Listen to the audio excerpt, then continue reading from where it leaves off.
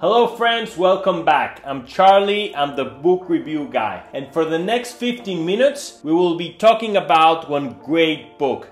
It's called Give and Take, Why Helping Others Drives Our Success, written by Adam Grant. In a sense, and as always, I hope to give you a strong idea of what this book is about. Like all my previous book suggestions, this book has lots of golden nuggets, and when you read it, it will add lots of value to your life and I'm sure to the people around you. Additionally, I need to ask you to please take a second and push the like and subscribe button below.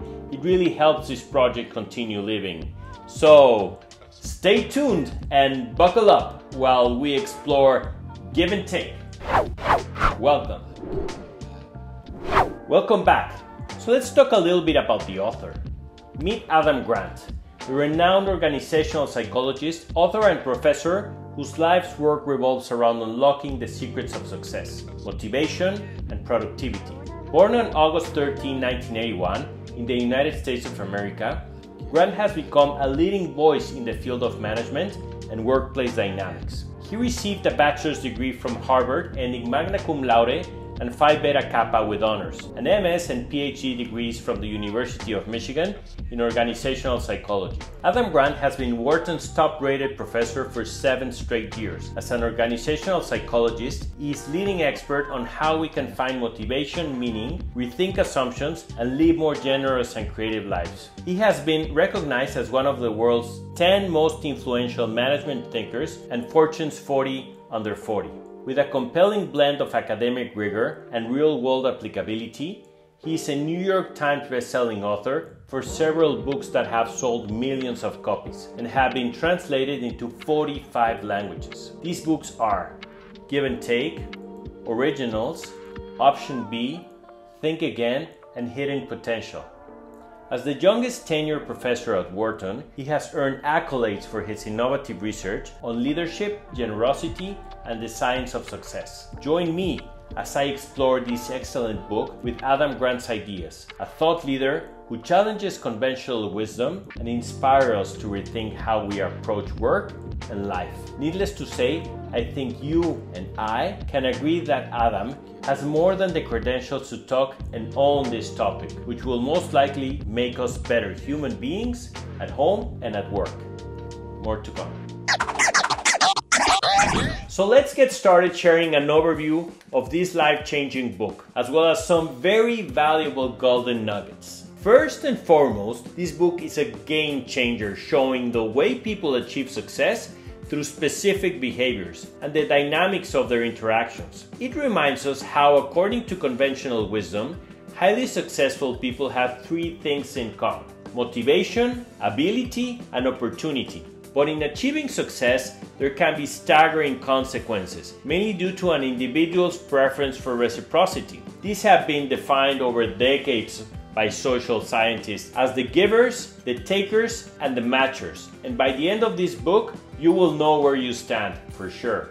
Give and Take introduces us to these 3 behaviors, where givers are generous individuals who contribute without expecting anything in return. Matchers seek fairness, an equal give and take, sort of like a quid pro quo style. And takers aim to get more than what they gave. There's always that person, right?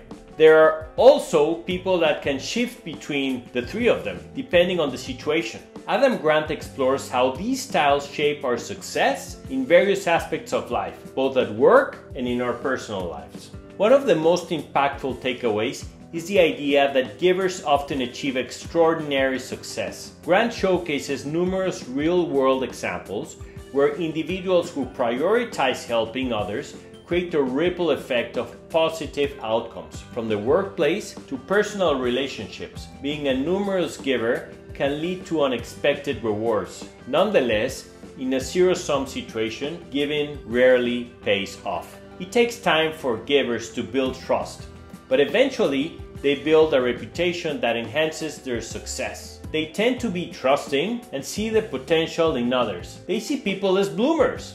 What I find particularly fascinating is the concept of strategic giving. Grant explores how successful givers navigate the fine line between generosity and self-preservation. The book provides practically strategies for giving without burning out, ensuring that generosity becomes sustainable and fulfilling as a practice. It also talks about otherish concept, which is being giving with certain measures of caution, with no strings attached, which is something that is highly advisable. This avoids getting burned out, as it commonly happens to other typical givers.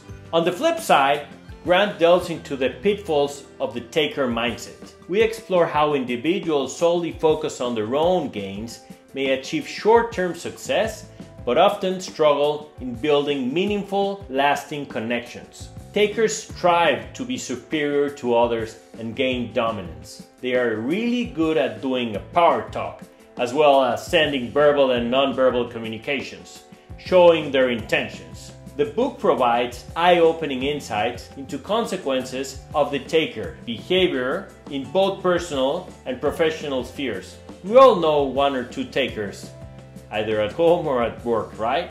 So wrapping up, Give and Take isn't just a book. It will create a mindset shift within your train of thought. It is a manual even of sorts. It challenges us to reflect on our own reciprocity styles and encourages us to adopt giving as an approach to life. Whether you're in business, leadership, or simply navigating personal relationships, the principles in this book are transformative and will help you move forward, not to be run over by the speed of life or just another everyday taker. Be aware.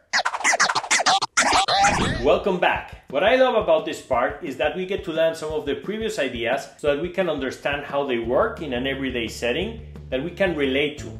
Also, I get to share with you some real-life examples of when I have used this book's concepts in the past. Today, I have 2 life examples that I will share with you. The first one has to do with takers and about a credit-grabbing colleague. Several years ago, I used to work at this business where I had a boss that when there was a win, he would always take credit with the senior leadership. And when there was any problem, he would blame on all of us, his team. This never felt right and eventually took our motivation away. I have a friend who says something that is very true. As a leader, you have to take the bullets and dodge the bouquets. You, my friend, you know who you are, and you are very so true. This old boss took the credit for our ideas and efforts without acknowledging our contributions. It wasn't always immediate. Sometimes he would put our ideas down at the moment, and it could take up to several weeks or months for him to come around with what I or anybody from the team had suggested in the first place. That individual was a classic taker, prioritizing personal recognition and success at the expense of all of us. Eventually, the team got dissolved, and what was once great camaraderie became a simple job managed by the rule of force. All of us were young at the time to speak up with senior leadership and share our concerns. Maturity and teachings like the ones in this book would teach us otherwise. How many of you have had that friend who only calls you when they need a favor? Or that coworker who acknowledges you because of your traits or only needs you because you can excel at something? Or that boss who, depending on the wind and the needs, looks at you to solve something when it means overstepping or going against your integrity? Many of us have been in that position, at least once. How nice it is to be taken into account, right? I have sometimes assimilated this behavior to the Stockholm Syndrome, because you stay due to the fact that you feel appreciated, even if it is temporary. However, after your services have been rendered, you are forgotten, out to the corner. You, who's watching this video, might say, but wait, you're paid to do that, at least by your boss. And even though, in a sense, you're totally true, something deep inside you feels awful, because your idea of being in a team means being all the time, and not only when someone needs something from you. Times change, and today's things are different than what they used to be in the past. Something that we will have to remember and change our train of thought as we move forward if we want to evolve as great leaders. The second example has to do with givers. How many times have you suddenly realized you're the first one and the last one anywhere? Either helping at a party, at home, or at work. The funny thing is, it is always the same individuals. I find myself constantly in this situation. There's also always the set of individuals that arrive late, do the bare minimum, check the timestamp, make the remark, speak loudly, make the jokes to be acknowledged, and leave early. Those individuals contribute enough to say they did part of the work, take the credit, and sometimes they might even say they came up with the idea in the first place. It is sometimes difficult for me not to be part of this first group. It is in my nature to help, to serve, to assist, sometimes despite being put down. After reading this book, I now know better and will need to balance myself for sure. I sometimes judge myself too harshly on what others might think, and perhaps that is where I am wrong. I should not care what others think of me. I guess that is just a work in progress for me. But for you, what does that mean? I encourage you to read this book and to see how it makes sense for you, because what ticks for me is one thing and what ticks for you will be something entirely different. More to come. Welcome to the reflection section, where I share my overall thoughts and feelings about this book, and we get to score it at the end. First, this book was a great read that will open your eyes to understanding who holds each role within your home, circle of friends, or workplace. Don't worry if you find out you have always been the giver or you have always been the taker. I know, because after reading this book, I understand that in a sense, I have always been a giver. Although I guess I've always known. At least I think I sleep better at night. Second, after reading this book, I don't judge the takers. They will always be there. And actually, they can be great people if they're in the right place at the right time or in the right position within a company. The thing is, you must be aware of who they are and how their primal instincts operate, because they can't help it. It is in their nature to act this way. It is just who they are. I guess the important thing is just to be aware. Now, I know why it is always difficult for a giver to say no. Easier said than done, right?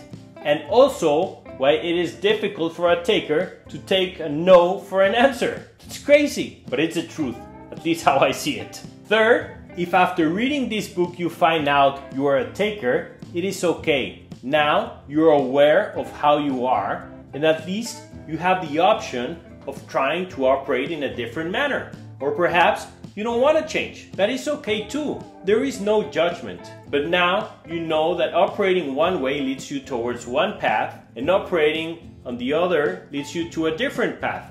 You own your destiny. You are in charge. I always have just 3 thoughts, but today I felt like a 4th.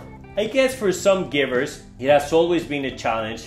Sometimes you get taken advantage of, and you even would like to become a taker. I get it. But there are 2 critical things to consider. Scientifically, givers end up better in the long run, according to Adam Grant's book. And second, things are changing. Nowadays, it is all about collaboration. As we live in a more integrated society, this will be a different era moving forward. I do believe that old guard was more about taking, but moving forward, the person who doesn't understand giving will have a harder time succeeding. I guess the question is, where do you want to be? On one side or the other? I like and enjoy this book because it brings a sense of awareness to our dormant minds. This has got to be one of my favorite genres. People in general will benefit from reading this book, and I consider it to be an essential tool for how we operate in different human environments. This is why I give it 5 light bulbs. True enlightenment. More to come. Thank you, Adam Grant, for this self-awareness and eye-opening book. For sure, life won't be the same for those who read it. Remember, friends, and as always, you can find the link to buy this book below in bookshop.org, at my personal store and or in Amazon bookstore. I 100% recommend it. Our next book will be 360 Degree Leader by John Maxwell. You don't have to be in the top of your company to be an influential person. And John Maxwell teaches us that in this book. I 100% recommend it. I love this guy. If you have any types of comments or questions, please leave them in the comment section below. Please like and subscribe if you're so kind. It helps this project continue living. And I 100% appreciate it. So until next time, be kind, my friends. There's not enough kindness in this world. Thank you very much.